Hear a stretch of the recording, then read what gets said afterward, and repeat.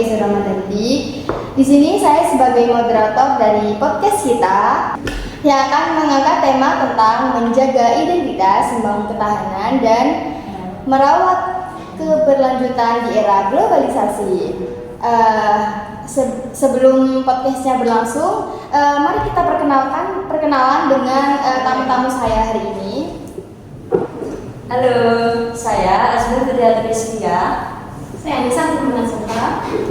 Saya Rantum Marana. Saya Farida Zahara.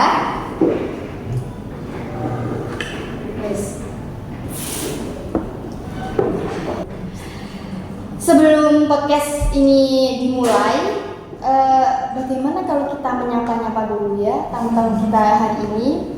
Bagaimana kabarnya semua? Alhamdulillah baik. Sehat. Oh, sehat ya, alhamdulillah. Baik. Karena tema kali ini menjaga identitas, membangun ketahanan dan merawat keberlanjutan di era globalisasi. Jadi saya akan menanya tentang seputar itu ya. Siap-siap. Sudah siap? Sudah? Oke. Pertanyaan yang pertama. Jelaskan bagaimana globalisasi dapat mengancam identitas budaya pada suatu bangsa. Siapa yang paling jauh dulu? Saya. Bagaimana Pak? Bagaimana globalisasi dapat mengancam identitas budaya suatu bangsa? Nah, ada beberapa ancaman yang didapat oleh negara kita, Indonesia, yaitu ancaman kemudahan adanya akses informasi. Nah, kemudahan akses informasi ini yang meliputi akses internet atau media sosial ini memungkinkan seseorang akan terpapar akan adanya budaya asing. Nah, hal ini itu dapat menyebabkan kebingungan akan identitas dan hilangnya akar budaya. Nah, contoh kasus yang ada di negara kita, di Indonesia, mengenai kemudahan akses informasi ini, yaitu adanya pengaruh K-pop. Tahu kan K-pop ya? Yang artis-artis Korea itu ya? Iya, sekarang lagi itu kan ya, Nah, lagi iya. boomingnya ya. Kan banyak sih anak-anak muda zaman sekarang yang suka K-pop yang gitu ngandung-ngandung gitu katanya ya. Tapi cantik. Iya. Nah, karena adanya K-pop di Indonesia ini, jadi banyak orang Indonesia itu yang meniru gaya-gaya berpakaiannya, tiru-tiru gitu loh, kayak gaya-gaya berpakaiannya, terus musiknya, bahkan sampai makanannya juga biasanya ikut kan. Biasanya make up juga ya. Iya, make up yang gini-gini, banyak iya. gitu ya. Banyak.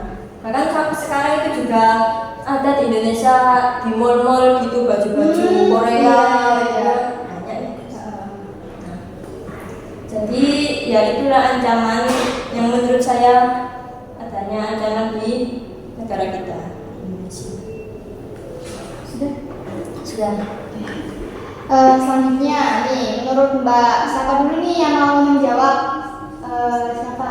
Nah, Mbak Farah dulu. Oke. Apa nih ancaman dari identitas budaya satu bangsa itu? Jadi menurut saya bagaimana globalisasi dapat mengancam ancaman identitas budaya dari suatu bangsa itu? Menurut saya itu terdapat sekarang itu ada homogenisasi budaya. Jadi suatu proses di mana budaya-budaya yang berbeda menjadi semakin mirip satu sama lain. Hal ini karena pengaruh budaya populer tadi itu dari negara-negara maju yang lebih kuat seperti musik, film, dan internet yang semakin mudah diakses. Jadi ya pemuda sekarang lebih memiripkan budaya kita dengan budaya yang lain gitu. Tiru-tiru kayak tadi Iya, yang iya. Korea tadi ya. Sudah. Oke. Selanjutnya Mbak Vila, bagaimana globalisasi itu dapat mengancam identitas budaya di suatu bangsa itu? Globalisasi juga dapat mengancam identitas budaya dengan menurunkan nilai budaya lokal. Yang terjadi ketika budaya lokal dianggap kurang penting atau menarik dibandingkan dengan budaya global.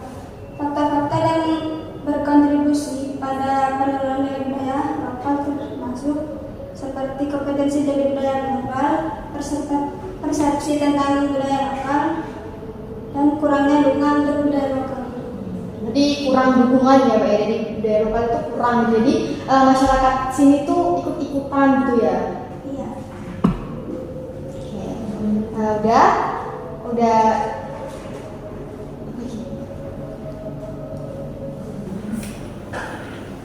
Nah, karena pembahasan yang pertama sudah terjawab semua ya. Sekarang kita lanjut ke pembahasan kedua ya, yaitu apa saja upaya yang dapat dilakukan untuk menjaga kelestarian budaya lokal di tengah arus globalisasi ini.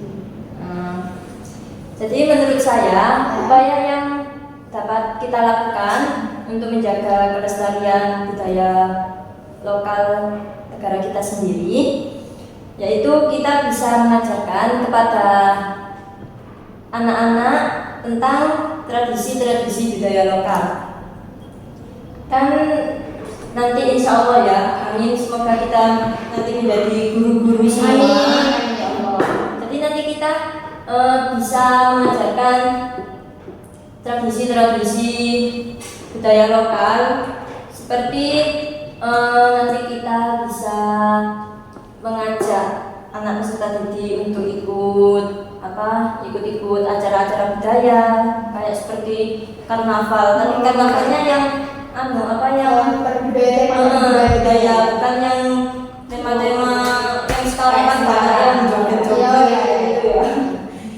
Terus juga bisa untuk mengajak anak mengikuti les berbagai macam alat musik tradisional seperti gamelan, terus angklung, biola. Kemudian juga bisa kita memberikan cerita-cerita rakyat, cerita-cerita dongeng zaman dahulu itu loh. Ya mungkin itu bisa untuk menjaga upaya kita untuk melestarikan budaya lokal di Indonesia Agar tidak hilang ya Mbak ya. Ya. Karena seperti inilah. Selanjutnya siapa yang akan menjawab? Saya, menurut saya cara menjaga kelestarian budaya lokal kita yaitu dengan kita bisa meningkatkan kesadaran dan apresiasi budaya lokal. Kalau di bidang pendidikan kita bisa mengintegrasikan materi budaya lokal ke dalam kurikulum pembelajaran anak-anak pada zaman sekarang, apalagi buat anak-anak SD. Tapi juga butuh untuk tingkat yang paling tinggi. Kemudian kita bisa mempromosikan melalui media sosial, internet, apapun itulah ya. Kan sekarang udah mudah banget untuk udah canggih ya Mbak. Ya, canggih banget. Terus kita bisa mengadakan festival budaya gitu ya, atau kita bisa mengadakan festival kayak gitu. Jadi anak-anak itu bisa biar berkontribusi untuk melestarikan budaya lokal kita. Biar tahu gitu ya. Tahu apa sih gitu. Oh iya. Terus kemudian peran masyarakat juga penting. Iya. Jadi kita nanti pasti ada orang tua ya. Nah, kita sebagai orang tua tuh kita harus mengajarkan kepada anak-anak mengenalkan budaya lokal itu apa. Kita juga kalau misalkan anak dipegang HP, kita juga harus meminimalisir penggunaan handphone tersebut.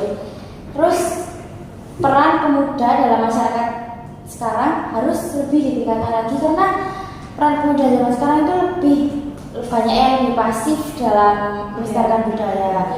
Mungkin ada sebagian yang mengikuti kalangan taruna, tapi kan tidak semua ya. Kemudian peningkatan peran komunitas. Jadi suatu kelompok budaya yang aktif untuk melestarikan budaya dan mempromosikan, ya seperti mengadakan acara-acara seperti itu. Sudah cukup. Cukup ya Mbak ya. Yang terakhir Mbak, menurut apa? Dengan menumbuhkan rasa bangga dan cinta terhadap budaya lokal. Membangun identitas budaya dengan mendorong rasa bangga dan cinta terhadap budaya lokal dengan membangun identitas budaya yang kuat. Terus menghidupkan tradisi lokal yang sudah mulai terlupakan.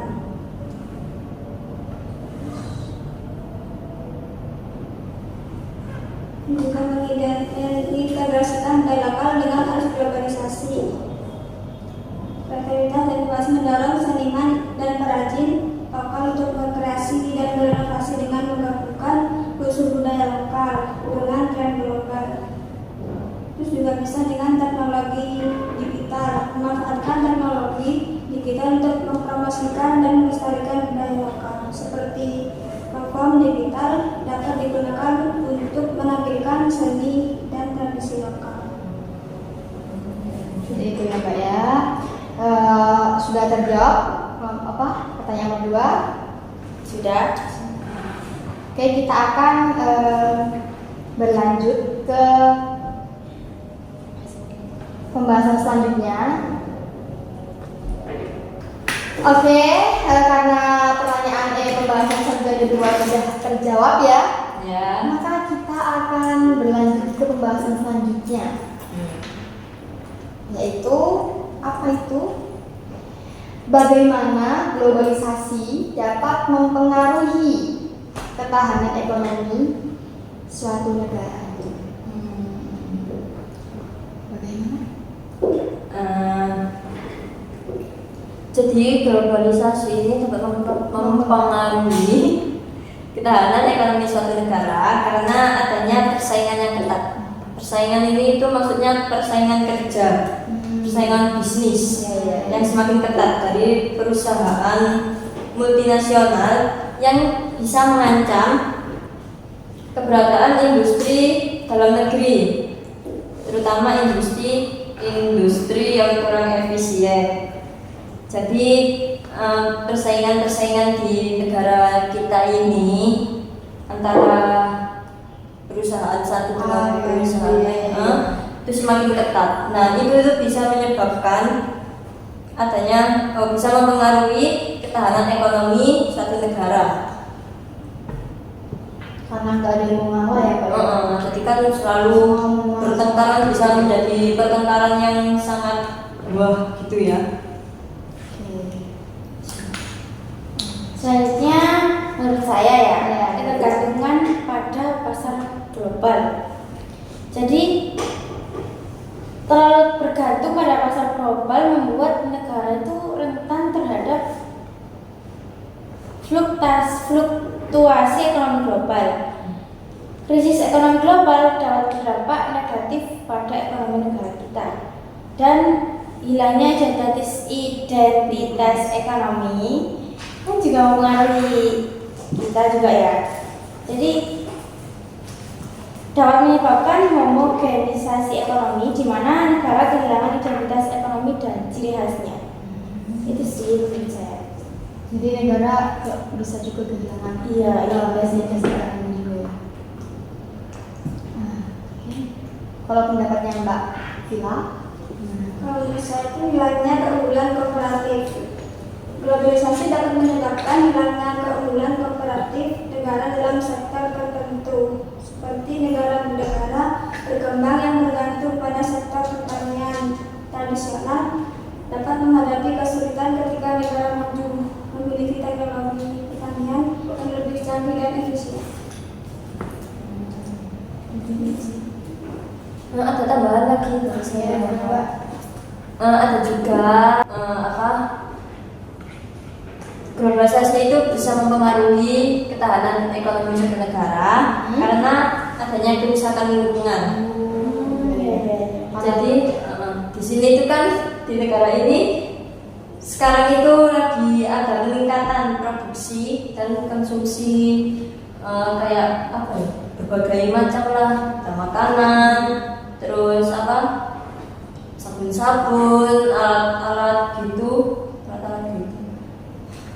Jadi bertambah ya. Lebih banyak. Nah, itu yang dapat menyebabkan kerusakan lingkungan karena bisa menghambat pertumbuhan ekonomi. Oh iya, itu buat persaingan yang tidak seimbang tadi, menurut Mbak Ayu tadi, itu juga dapat menyebabkan pengangguran. Jadi bahaya banget gitu buat dampaknya masyarakat juga. Jadi banyak masyarakat yang menganggur, Iya, jadi jadi pengangguran banyak sekali ya. Jadi kan kasihan gitu. Kayak pas malam ini kan kampusnya banyak ya, jadi kan kayak setiap tahun pasti banyak yang masuk malam ya. Ya setiap hari, setiap tahun lah. Banyak banget yang masuk ya. Dan yang keluar juga Sedikit sih, tidak semuanya yang masuk. Oke. Nah, oke, pembahasan yang terakhir ya ini, yaitu apa nih tantangan dan peluang dalam mewujudkan masyarakat yang berkelanjutan di era globalisasi ini. Pendapat Pak Asmil gimana? Menurut saya tantangan dalam mewujudkan masyarakat yang berkelanjutan di era globalisasi ini yaitu adanya ketimpangan sosial.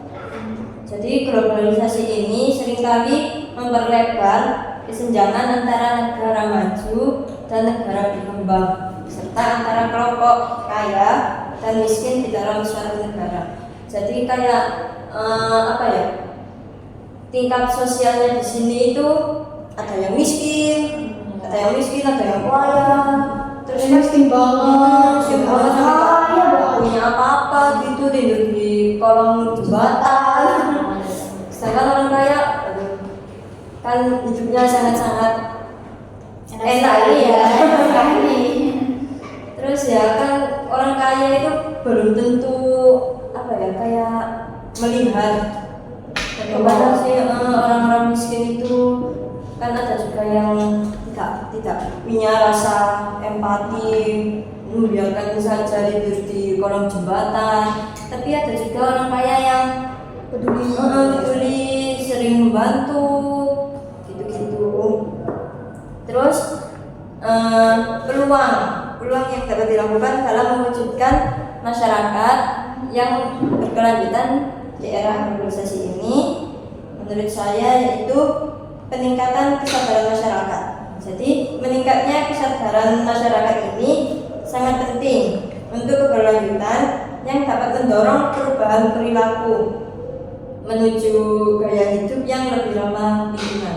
Gaya hidup yang lebih ramah lingkungan ini seperti sering saling sapa menyapa kalau ketemu, saling berbagi gitu ya.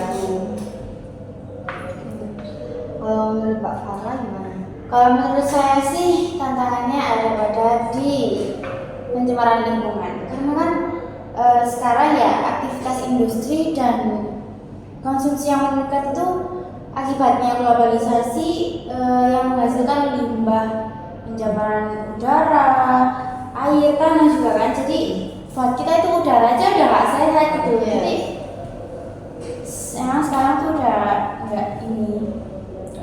Iya, nggak sehat emang. Iya, dari udara, dari Oke, karena pertanyaan pembahasannya sudah terjawab semua, maka untuk audiens mungkin bisa bertanya. Hanya mungkin ada menanggapi menanggapi atau menambahkan juga. Atau mau menyanggah kayak, saya nggak bisa pendapat ini gitu. Mungkin saja. Bebas aja sih ya.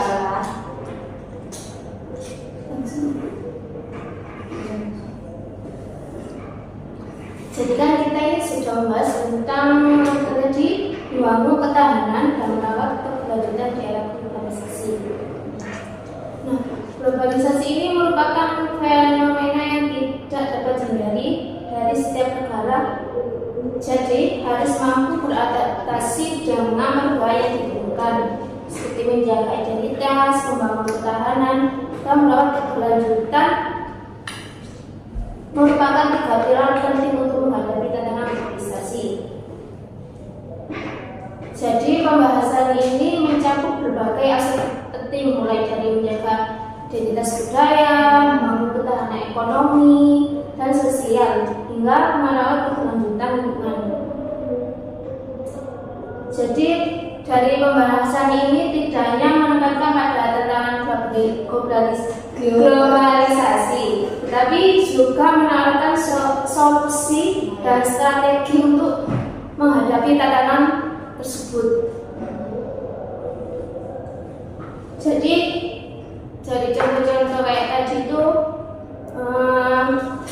dapat diterapkan untuk menjaga identitas, membangun ketahanan, dan merawat keberlanjutan.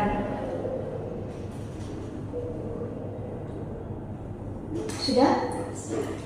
Oke, karena